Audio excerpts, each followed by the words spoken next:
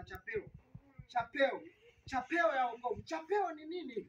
Mtume Paulo anasema chapeo ya wokovu ni silaha muhimu sana. Chapeo inavaliwa kichwani. Chapeo hii ya wokovu inavaliwa, chapeo ni kofia ngumu au tunasema helmet. Si mnaendeshaga pikipiki?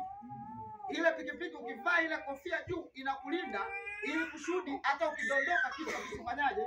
Kisipasuke. Wewe mwenyewe ni shahidi. Naomba mnitazame kidogo.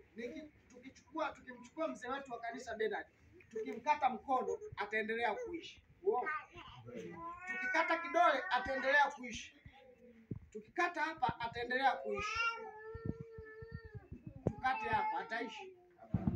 Hawezi kuishi. Kwa hiyo chapeo ya wokovu inavaliwa kichwani. Kwa nini kichwani? Kwa sababu kichwani ndipo ambako kuna ubongo. Kwa hiyo hivyo kichwa kinahesabika kuwa moja ya viungo muhimu vya kipekee au vital organ ambavyo vitamsaidia huyu kiumbe hai kuweza kuishi. Kwa hiyo sasa kwenye kichwa ndio maana nasema vaeni chapeo ya wokovu. Kwenye kichwa ndiko kuna milango mingapi ya ufahamu? 5.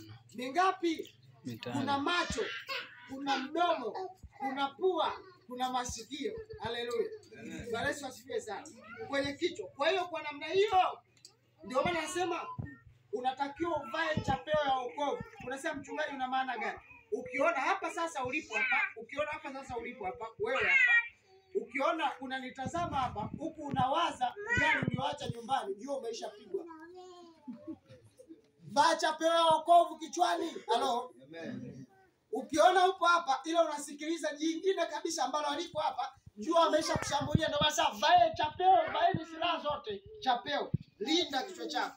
Ukiona labda kuna jambo fulani limeshambuliwa na kiungo chako muhimu ni mdomo au masikio ama pua ama macho, jua adui amesha kushambulia. Tunataka tuvae chapeo nini? Ya wokovu. Vaa chapeo ya wokovu ili uweze kuwa salama. Vaa chapeo ya wokovu kila saa kwenye mafanikio. Wewe unasema ivae. Kwenye mafanikio.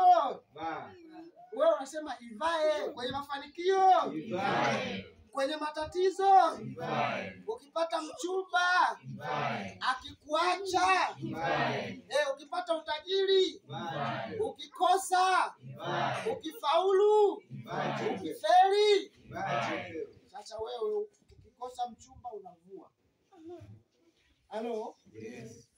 Vaa chapeo ya wokovu. Bwana Yesu asifiwe sana. Hiyo ni silaha ya kwanza. Ya pili